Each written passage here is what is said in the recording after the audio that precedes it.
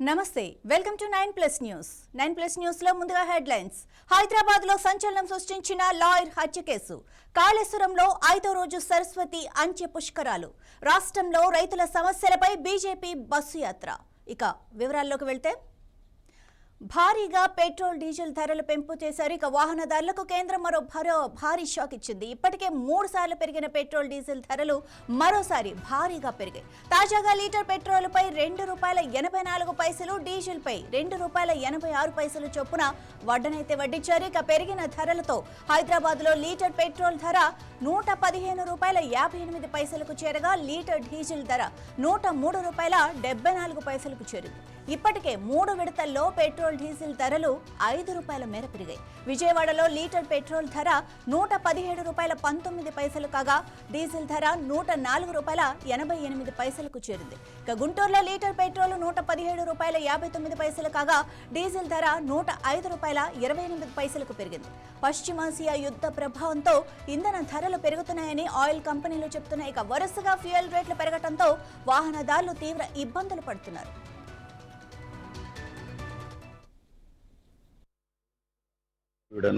ముందుగా మీ మీడియా ద్వారా కేంద్ర రాష్ట్ర ప్రభుత్వాలకు విజ్ఞప్తి ఏంటిదంటే ఈ నెలలోనే వరుసగా 3 సార్లు ఇంధన ధరలు పెంచడము సమాజము క్షమించదగ్గ విషయం కాదు ఇదే నెలల 5 రాష్ట్రాల అసెంబ్లీ ఎన్నికలు వెలువడిన తక్షణమే కేంద్రంలో ఉన్న మోడీ సర్కారు పెట్రోల్ డీజిల్ గ్యాస్ ధరలు పెంచడము దేశ ప్రజలను మోసం చేయడం కిందకే వస్తుంది 2 యుద్ధాల మధ్యన 2 దేశాల మధ్యన యుద్ధం జరుగుతుంది కాబట్టి ఇంధనం ధరలు పెంచక తప్పదు అని ఈ కుంటిసాకు చెప్పడం సమాజము క్షమించదు నిన్ను ఎందుకంటే ఎన్నికల ముందు ప్రతి రాష్ట్రంలో ముందు ప్రజలకు ఏమన్నావు ఎంత యుద్ధాలు జరిగినా మన దేశంలో పెట్రోల్ డీజిల్ గ్యాస్ కు ఏమాత్రము కొదవలేదు మీరు ధైర్యంగా ఉండండి అని హామీ ఇచ్చిన వ్యక్తివి ఎలక్షన్లు రాగానే రిజల్ట్ రాగానే అధికారం మీదకి రాగానే ఇచ్చిన మాటను తుంగలదొక్కి రేట్లు పెంచడం ఈ నెలలోనే 3 సార్లు రేట్లు పెంచడము ముఖ్యంగా పెట్రోల్ కంటే డీజిల్ ధరలు పెంచడంతో నిత్యావసర వస్తువుల ధరల మీద ప్రభావం ప్రత్యక్షంగా పడుతుంది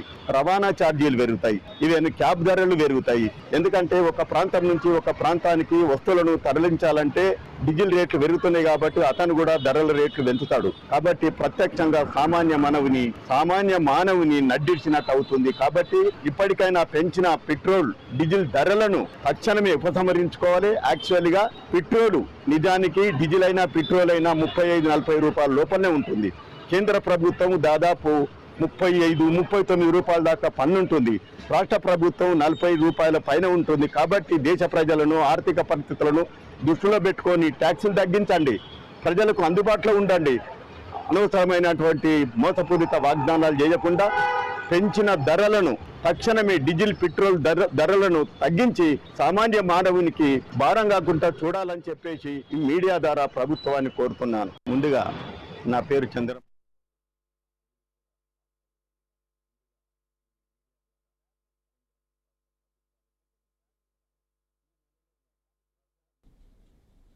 హైదరాబాద్ నగరంలో సంచలనం సృష్టించిన న్యాయవాది హత్య కేసు మిస్టరీని పోలీసులు ఛేదించారు ఇది పక్కా ప్రణాళికతో అమలు చేసిన సుపారీ హత్యగా నిర్ధారించారు న్యాయవాది మొయిజుద్దీన్ హత్యకు ప్రధాన కారణం ఒక భూ వివాదం కవాడిగూడకు చెందిన వినయ్ అనే వ్యక్తి ఈ హత్యకు ప్రధాన సూత్రధారిగా పోలీసులు గుర్తించారు ఒక భూ వివాదంలో మొయిజుద్దీన్ అడ్డుగా ఉన్నాడని భావించిన వినయ్ అతడిని అంతమొందించాలని నిర్ణయించుకున్నాడు ఇందుకోసం ఒక హంతకుల ముఠాతో 10 లక్షల రూపాయలకు ఒప్పందం కుదుర్చుకున్నాడు ముందుగా కొంత డబ్బును వారికి అడ్వాన్స్ గా చెల్లించారు పక్కా ప్రణాళిక ప్రకారం నిందితులు కొన్ని రోజుల పాటు మొయిజుద్దీన్ కదలికలను గమనించారు ఆయన ఇంటి నుంచి న్యాయస్థానానికి తిరిగి ఇంటికి వెళ్లే మార్గంలో రెక్కీ నిర్వహించారు సమయం చూసి అత్యంత దారుణంగా హత్య చేశారు అనంతరం కల్వకుర్తి మీదుగా గోవాకు పారిపోయారు రంగంలోకి దిగిన ప్రత్యేక పోలీసు బృందాలు సీసీ కెమెరాల ఫుటేజ్ ఆధారంగా నిందితులను గుర్తించి వారిని అదుపులోకి తీసుకున్నారు వారిపై కేసు నమోదు చేసి దర్యాప్తు చేస్తున్నారు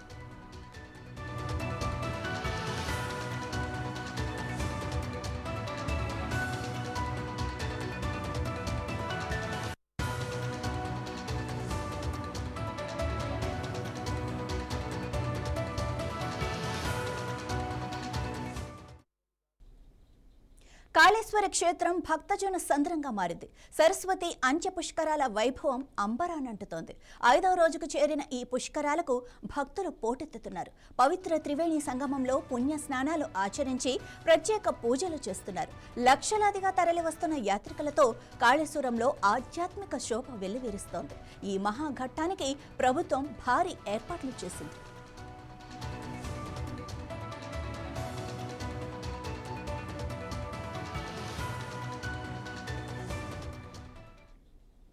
గోదావరి, ప్రాణహిత, అంతర్వాహినిగా ప్రవహించే సరస్వతీ నదుల సంగమ స్థానం భక్తులతో కిటకిటలాడుతోంది. 5వ రోజైన సోమవారం నాడు అపమృత్యు దోష నివారణ కోసం మహామృత్యుంజయ హోమాన్ని పండితులు శాస్త్రోక్తంగా నిర్వహిస్తున్నారు. ఒకవైపు ఆధ్యాత్మిక కార్యక్రమాలు జరుగుతుండగానే మరోవైపు భక్తులను ఆకట్టుకునేందుకు సరస్వతి ఘాట్ వద్ద ప్రత్యేక ఏర్పాట్లు చేశారు. ఇక్కడ ఏర్పాటు చేసిన ఎగ్జిబిషన్ ప్రత్యేక ఆకర్షణగా నిలుస్తోంది. ముఖ్యంగా కుటుంబాలతో వచ్చిన చిన్నారుల కోసం ఏర్పాటు చేసిన ఆట వస్తువులు, వినోద కార్యక్రమాలు సందర్శకులను విశేషంగా ఆకట్టుకుంటున్నాయి. చిన్నారులు కేరింతలు కొడుతూ ఉత్సాహంగా గడుపుతున్నారు. ఇక జిల్లా కలెక్టర్ రాహుల్ శర్మ పర్యవేక్షణలో చిన్నారుల భద్రతకు ప్రత్యేక చర్యలు తీసుకున్నామని అధికారులు తెలిపారు. ఈ పుష్కరాలకు భక్తులకు ఆధ్యాత్మిక అనుభూతితో పాటు ఒక ఆహ్లాదకరమైన అనుభవాన్ని కూడా అందిస్తున్నారు. ఇక ఇదే విషయానికి సంబంధించి మరింత సమాచారం మా ప్రతినిధి సుధాకర్ అందిస్తారు. సుధాకర్, చెప్పండి, ఏర్పాట్లు ఎలా ఉన్నాయి? Thank you Madhavi.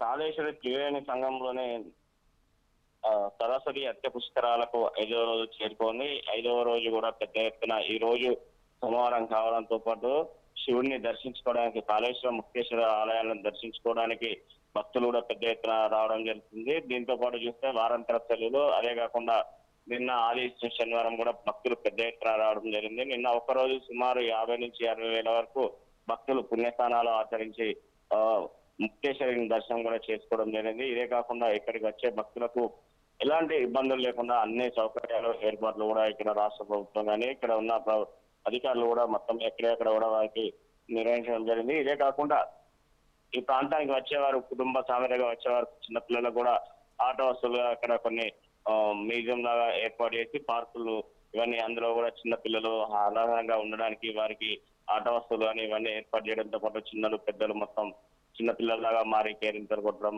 ఆటలు ఆడడం, ఇక్కడ సంతోషంగా ఎంజాయ్ చేయడం జరుగుతుంది. ఇదే కాకుండా చూస్తే దీంతో భాగంగా చూస్తే ఈ రోజు 5వ రోజు సోమవారం అయితే పెద్ద ఎత్తున ఇప్పటివరకు క్యూ లైన్ లో కూడా భక్తులు ఉన్నారని చెప్పి తెలుస్తుంది. ఇదే కాకుండా ఈ రోజు సోమవారంతో పాటు ఎందుకంటే కాళేశ్వరుని దర్శించుకొని పుణ్యస్నానాలు ఆచరిస్తే వారికి మంచి జరుగుతుందని చెప్పడం జరుగుతుంది. ఇదే కాకుండా ఈ యొక్క కాళేశ్వరం ఆలయంతో పాటు ఇక్కడ గోదావరి నది ఒడ్డున కూడా ఎవరికైనా శనిగ్రహ పూజలు ఏదున్నా కూడా, నాగదోషాలు ఇలాంటి ఏదున్నా కూడా పోతాయని చెప్పి నమ్మకంతో పాటు పెద్ద ఎత్తున కూడా భక్తులు వచ్చి వారి యొక్క పూజలు నిర్వహించడం జరుగుతుంది. దీంతో పాటు చూస్తే ఎండ వేడి కూడా లెక్క చేయకుండా కూడా రోజు రోజుకు ఉష్ణోగ్రతలు పెరుగుతున్నా కూడా భారత ప్రతాపానికి చూపుతున్నా సైతం కూడా లెక్క చేయకుండా కాళేశ్వరంలోని సుమారు 45 నుంచి 46 డిగ్రీల ఉష్ణోగ్రత నమోదవుతున్నా కూడా ఈ వేడిని లెక్క సైతం చేయకుండా భక్తులు పెద్ద ఎత్తున భారీగా తరలి వచ్చి పుష్కరఘాట్ సమీపంలో ఏర్పాటు చేసిన పార్కింగ్ లో సంబంధిత కార్లు, ఇతర ప్రైవేట్ వాహనాలు అవన్నీ పార్కింగ్ చేసుకుని అక్కడ నుండి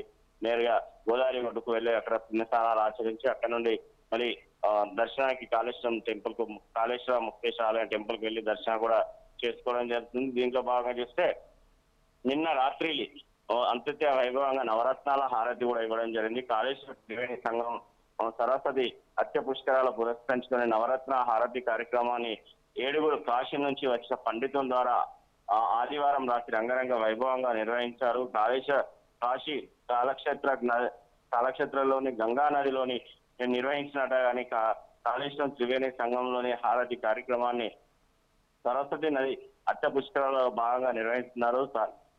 సమజాహిత కోసం ఈ యొక్క పలు రకాల దోహదహాల నవరత్నాల హారతులు 12 రోజుల పాటు నిర్వహిస్తామని చెప్పి దేవాదాయ శాఖ అధికారులు కూడా తెలియజేయడం జరిగింది. ఆధ్యాత్మిక గీతాలతో పాటు ఓంకారం, నామ, పంచ, సూర్య, చంద్ర, నది, నంది, సింహ, కుంభరాశి ఇలాంటి ప్రతి ఒక్క రాశులకు సంబంధించి 12 రాష్ట్రాలకు సంబంధించి కూడా ఈ యొక్క నక్షత్రాల హారతులతో పాటు కూడిన నవరత్నాల హారతిని పండితులు కన్నుల పండుగ నిర్వహిస్తున్నారు. దేవాదాయ శాఖ అధికారులు, కాళేశ్వరం ముక్తేశ్వర ఆలయ అధికారులు వేలాది మంది భక్తులు వీక్షించదనంగా రూపొందించడం జరుగుతుంది. ఇదే కాకుండా సుదూర ప్రాంతాల్లో దగ్గర ఉన్న వారికి ఈ యొక్క హారతి అవపడుతుంది, మరికొంతమందికి అవపడదని చెప్పేసి ఎల్ఈడి స్క్రీన్ల ద్వారా కూడా ఈ యొక్క హారతిని ప్రత్యక్షంగా అక్కడ టెంపుల్ కాడ కానీ ఇక్కడ గోదావరి నది ఒడ్డున ఉన్న వారికి కూడా అందరికీ కన్నువిందుగా అవపడేందుకు కూడా ప్రత్యేకంగా స్క్రీన్స్ కూడా ఏర్పాటు చేయడం జరిగింది.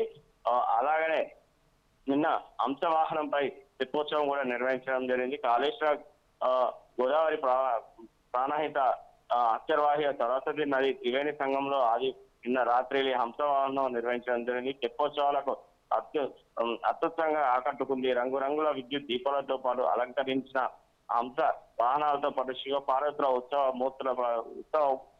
మూర్తులతో తెప్పోత్సవాన్ని దేవాదాయ శాఖ అధికారులు కూడా యొక్క కాళేశ్వర ముక్తేశ్వర ఆలయానికి సంబంధించిన ఈవో పర్యవేక్షణలోనే ఇది పెద్ద ఎత్తున కూడా నిర్వహించి జరిగింది.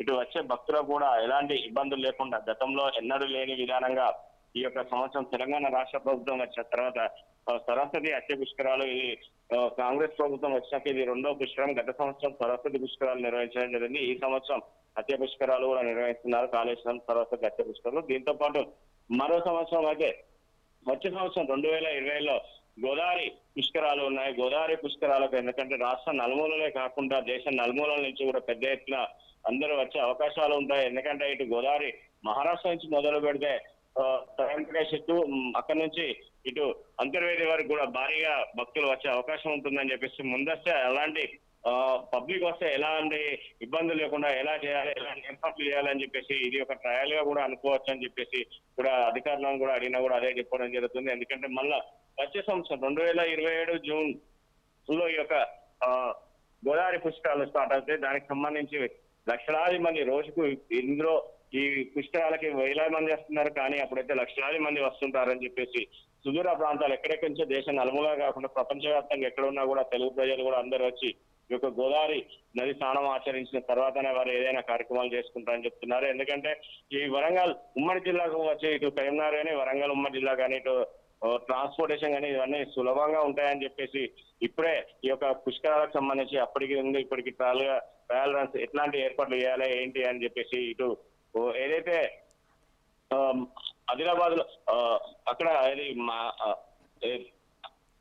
కాశీలో నిర్వహిస్తారో అలాంటి రూపం అట్లానే ఇక్కడ చేయాలని చెప్పేసి ఉద్దేశంగానే ఇక్కడ ఇవన్నీ ట్రయల్ రన్ గా నిర్వహిస్తున్నారని చెప్పేసి అధికారులు కూడా చెప్పడం జరుగుతుంది. Right, thank you Sudhakar.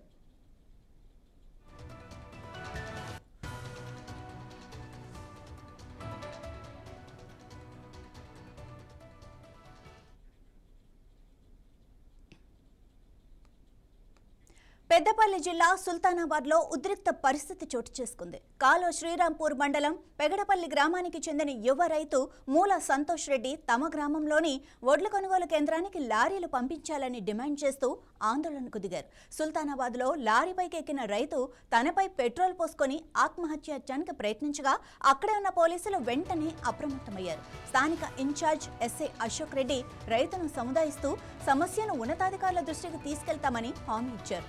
SI నచ్చచెప్పడంతో రైతు శాంతించి దిగివచ్చాడు. ఈ ఘటనతో అక్కడ కొంతసేపు ఉద్రిక్తత నెలకొంది. రైతుల కొనుగోలు కేంద్రాల్లో లారీలు హమాలీల కొరత కారణంగా తీవ్ర ఇబ్బందులు ఎదుర్కొంటున్నామని ఆవేదన వ్యక్తం చేస్తున్నారు.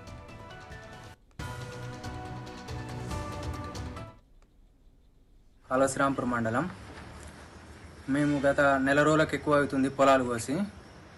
ఐకేప్ సెంటర్ వారిని అడిగితే లారీలు వస్తలేవంటున్నారు. మేము రైస్ మిల్ వాళ్ళను రిక్వెస్ట్ చేసి లారీ తెప్పించుకుంటుంటే మధ్యలో అడ్డగించి పోలీసులు వేరే ఊరికి పంపుతున్నారు. నిన్న చేస్తే మిల్ వాళ్ళకు మీకు లారీ పంపామంటున్నారు. మధ్యలో పోలీసులు అడ్డగించి వేరే వాళ్ళు పంపుతున్నారు. ఈరోజు అదే జరిగినది. రైల్వే ట్రాక్ ఇవాళ వచ్చిన లారీని మళ్ళీ పోలీసులు వచ్చి తీసుకొని వెళ్తుంటే మేము వెళ్ళి మాట్లాడాము. వాళ్ళు మమ్మల్ని కూడా బెదిరించడం జరిగింది. అలా జరగడం వల్ల నేను అలా చేశాను. ఎన్ని రోజులు అవుతుంది మీరు మార్కెట్లకు వడ్లు తెచ్చి? నెల రోజులు దాటుతుంది. మీకు ఇంకా ప్రాబ్లమ్స్ ఏమున్నాయి? కాంటా ఎంత పెడుతున్నారు? కాంట 41,500 పెడుతున్నారు. 40 ఎమ్మెల్యే 41 పెట్టమన్నారు. మిల్లు వాళ్ళు 41.5 అంటున్నారు. నా పేరు మూల సంతోష్ రెడ్డి. దేవుడికే కన్నం వేశాడో ప్రబుద్ధుడు. ఏకంగా గుడిలోకి చొరబడి హుండీని ఎత్తుకెళ్లాడు. అందులోని డబ్బులు తీసుకుని మళ్లీ ఖాళీ హుండీని యథాస్థానంలో పెట్టేశాడు. ఈ విచిత్రమైన దొంగతనం నగరంలోని ఓల్డ్ బోయిన్పల్లెలో జరిగింది. దేవుడి సొమ్ము దొంగలించిన ఆ వ్యక్తి కోసం పోలీసులు గాలిస్తున్నారు. ఇక పూర్తి వివరాలు ఇప్పుడు చూద్దాం.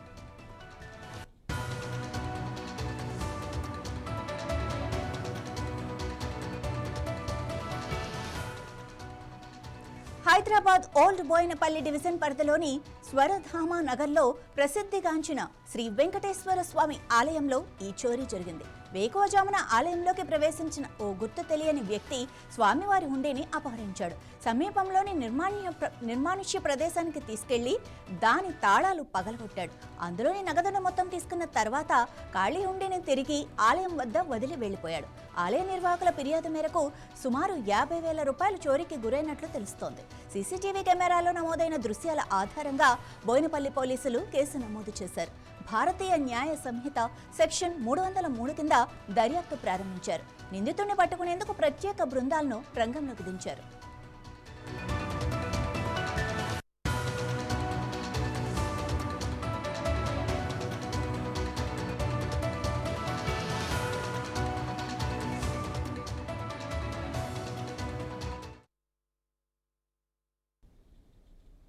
కమలదళంలో కలకలం, బీజేపీలో పెను తుఫాన్. కేంద్ర హోంశాఖ సహాయ మంత్రి బండి సంజయ్ కుమారుడు బండి భగీరథపై నమోదైన పోక్సో కేసు ఇప్పుడు తెలంగాణ రాజకీయాలను దాటి జాతీయ స్థాయిలో ప్రకంపనలు సృష్టిస్తోంది. ఈ కేసులో అత్యంత కీలక పరిణామం ఏమిటి అంటే భారతీయ జనతా పార్టీకి మాతృ సంస్థ అయిన రాష్ట్రీయ స్వయం సేవక్ సంఘ్ అంటే ఆర్ఎస్ఎస్ ఈ మొత్తం వివాదంపై తీవ్ర ఆగ్రహంతో రగిలిపోతోంది. తమకు ఏమాత్రం సంబంధం లేని ఈ కుటుంబ వ్యవహారంలోకి తమ సంస్థ పేరును, తమ కార్యకర్తల పేర్లను లాగటాన్ని తీవ్రంగా ఖండిస్తూ ఘాటైన హెచ్చరికలు జారీ చేసింది. ఇది ఇప్పుడు బండి సంజయ్ రాజకీయ భవిష్యత్తుపైనే నీలి నీడలు కమ్ముకునేలా చేస్తోంది. అసలు ఒక వ్యక్తిగత ఆరోపణ ఒక సంస్థాగత సంక్షోభంగా ఎలా మారింది? దీని వెనుక ఉన్న పరిణామాలేమిటి?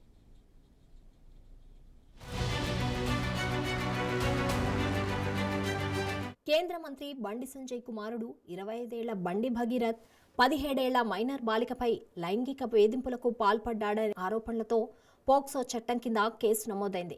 మే 8న బాధితురాలి తల్లి ఇచ్చిన ఫిర్యాదు మేరకు పేట్ బషీరాబాద్ పోలీసులు భారతీయ న్యాయ సంహిత పోక్సో చట్టంలోని కఠినమైన సెక్షన్ల కింద కేసు నమోదు చేశారు. ఈ ఫిర్యాదు ప్రకారం పెళ్లి చేసుకుంటానని నమ్మించి గత 6 నెలలుగా భగీరథ్ తమ కుమార్తెను వేధిస్తున్నాడని, ఫామ్ హౌస్లో అసభ్యంగా ప్రవర్తించాడని బాధితురాలి తల్లి ఆరోపించారు. పోక్సో కేసు నమోదైన తర్వాత భగీరథ్ అజ్ఞాతంలోకి వెళ్లడం, పోలీసులు లుకౌట్ సర్క్యులర్ జారీ చేయడం, ఆ తర్వాత అతను పోలీసుల ముందు లొంగిపోవడం లాంటి నాటకీయ పరిణామాలు జరిగిపోయాయి. ప్రస్తుతం భగీరథ్ జ్యుడిషియల్ కస్టడీలో ఉన్నాడు. ఈ మొత్తం వ్యవహారం తెలంగాణలో రాజకీయ వేడిని తారాస్థాయికి చేర్చింది. ప్రతిపక్ష బీఆర్ఎస్ బండి సంజయ్ వెంటనే రాజీనామా చేయాలని డిమాండ్ చేస్తూ రాష్ట్ర వ్యాప్తంగా నిరసనలకు దిగింది. ప్రధాని మోదీ చెప్పే బేటీ బచావో బేటీ పడావో నినాదం ఇదేనా అని బీఆర్ఎస్ వర్కింగ్ ప్రెసిడెంట్ కేటీఆర్ ప్రభుత్వాన్ని నిలదీశాడు. బండి సంజయ్ దిష్టి బొమ్మలను దగ్ధం చేయడం, ఆయన ఫోటోలను చెప్పులతో కొట్టడం వంటి తీవ్ర నిరసనలు వెల్లువెత్తాయి. ఇవాళ నేను ఒకటే అడుగుతా ఉన్నా ప్రధానమంత్రి మోడీ గారిని, అయ్యా మీరు అంటున్నారు బేటీ బచావ్ బేటీ పడావ్ అంటున్నారు, కేవలం నినాదాలకే పరిమితమైతే న్యాయం జరగదు. మోడీ గారు బహుశా భారతదేశంలో మొట్టమొదటిసారి ఒక కేంద్ర మంత్రి కొడుకు మీద లుకౌట్ నోటీస్ ఇచ్చే పరిస్థితి వచ్చింది. కేంద్ర మంత్రిని ఇవాళ మీరు బర్తరఫ్ చేయకపోతే ఇక్కడ విచారణ సజావుగా జరిగే పరిస్థితి లేనే లేదు. ఎందుకంటే ఆ తప్పు చేసిన వ్యక్తిని దాచిపెట్టింది ఎవరు? 9 రోజులు ఎవరు దాచిపెట్టిండ్రు? ఆ కేంద్ర మంత్రి గారే కదా. ఇవాళ ఒక్కసారి దయచేసి ఆలోచన చేయండి. ఈ రాజకీయ దుమారంలోకి ఆర్ఎస్ఎస్ పేరును లాగుతూ కొన్ని మీడియా సంస్థల్లో కథనాలు రావడంపై సంఘ్ పెద్దలు తీవ్ర ఆగ్రహం వ్యక్తం చేశారు. బండి సంజయ్ కుటుంబ వ్యవహారాల్లో ఆర్ఎస్ఎస్ సీనియర్ల పేర్లను ప్రస్తావించడం, వారికి బండి సంజయ్తో ఆర్థిక లావాదేవీలు ఉన్నాయన్నారు. అందుకే ఆయన్ను రక్షించడానికి ప్రయత్నిస్తున్నారని నిరాధార ఆరోపణలు చేయడంపై సంఘ్ భగ్గుమంది. ఆర్ఎస్ఎస్ తెలంగాణ ప్రాంత సంఘ్ చాలక్ బార్ల సుందర్ రెడ్డి ఒక ఘాటైన ప్రకటన విడుదల చేశారు. బండి సంజయ్ కుటుంబానికి, మా సంఘానికి ఎలాంటి ఆర్థిక లావాదేవీలు లేవు. ఇది పూర్తిగా ఆయన వ్యక్తిగత కుటుంబ వ్యవహారం. ఈ వివాదంలోకి మా సంస్థ పేరును గాని, మా కార్యకర్తల పేర్లను గాని అనవసరంగా లాగితే చట్టపరమైన చర్యలు తప్పవు అని ఆయన తీవ్రంగా హెచ్చరించారు. సమాజంలో నిస్వార్థంగా పనిచేసే తమ కార్యకర్తల ప్రతిష్టకు భంగం కలిగించేలా ఉద్దేశపూర్వకంగా దుష్ప్రచారం చేస్తున్నారని ఆయన ఆవేదన వ్యక్తం చేశారు. ఆర్ఎస్ఎస్ ఇంత తీవ్రంగా స్పందించడానికి బలమైన కారణముంది. క్రమశిక్షణ, నైతిక విలువలకు మారుపేరుగా చెప్పుకునే ఆర్ఎస్ఎస్ ఇలాంటి సున్నితమైన, తీవ్రమైన ఆరోపణలున్న కేసులో తమ పేరు రావడం సంస్థ ప్రతిష్టకే మచ్చుగా భావిస్తోంది. బీజేపీ అంతర్గత, సంస్థాగత వ్యవహారాలను బీజేపీ కేంద్ర నాయకత్వమే చూసుకుంటుందని, అందులో తాము జోక్యం చేసుకోమని కూడా ఆర్ఎస్ఎస్ స్పష్టం చేసింది. ఈ ప్రకటన బండి సంజయ్కు సంఘ్ నుండి ఒక రకంగా దూరం జరుగుతున్నామనే సంకేతాన్ని పంపినట్లు రాజకీయ విశ్లేషకులు భావిస్తున్నారు. తన ఎదుగుదలకు వెన్నుదన్నుగా నిలిచిన మాతృ సంస్థ నుండి ఇలాంటి హెచ్చరిక రావడం బండి సంజయ్కు గట్టి ఎదురుదెబ్బ అనే చెప్పాలి. మరోవైపు బండి సంజయ్ మాత్రం చట్టం తన పని తాను చేసుకుంటూ పోతుంది. తన కొడుకు తప్పు చేస్తే శిక్ష అనుభవించడానికి ఎలాంటి అభ్యంతరం లేదని చెప్తున్నారు. తన కుమారుడు ఎలాంటి తప్పు చేయలేదని, న్యాయ వ్యవస్థ ద్వారా తన నిర్దోషిత్వాన్ని నిరూపించుకుంటామని ఆయన ధీమా వ్యక్తం చేశారు. ఒక తండ్రి పోలీసులకు స్వయంగా అప్పగించినటువంటి సందర్భం ఏదైనా ఉందా? వాళ్ళ కన్న కొడుకును నేను తీసుకుపోయి విచారణకు సహకరించాలని చెప్పి నాకు సమాచారం వచ్చిన వెంటనే నా కొడుకును అప్పచెప్పిన. ఒకవైపు కుమారుడి కేసు, మరోవైపు ప్రతిపక్షాల దాడి, ఇంకోవైపు సొంత మాతృ సంస్థ ఆగ్రహం. ఈ త్రిముఖ దాడితో బండి సంజయ్ రాజకీయంగా ఒంటరయ్యారా అనే చర్చ మొదలైంది. ఈ మొత్తం ఎపిసోడ్ కేవలం ఒక కుటుంబ వివాదంగా మిగిలిపోలేదు.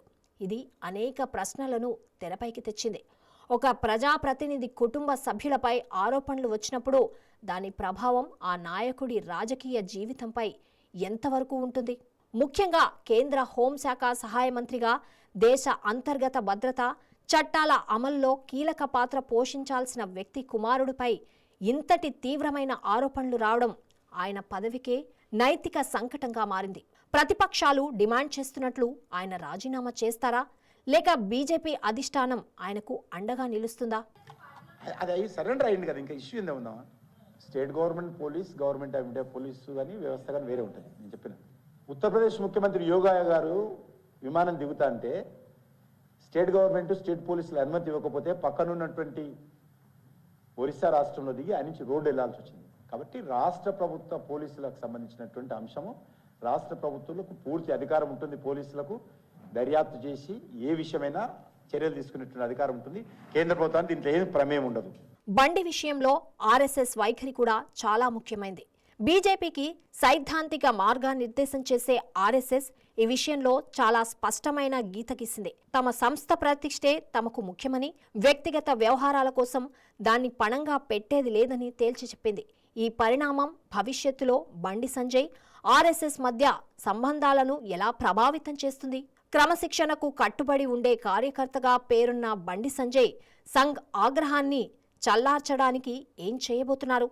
ఈ కేసు దర్యాప్తు ప్రస్తుతం కొనసాగుతోంది. చట్టం ముందు అందరూ సమానులే అని బండి సంజయ్ చెప్పిన మాటలు నిజమవుతాయా?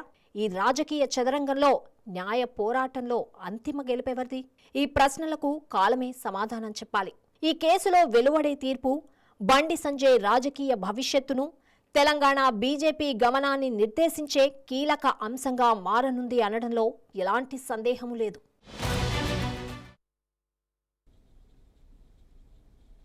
ఇవి ఇప్పటి వరకున్న అప్డేట్స్. మరిన్ని అప్డేట్స్ కోసం చూస్తూనే ఉండండి 9+ న్యూస్.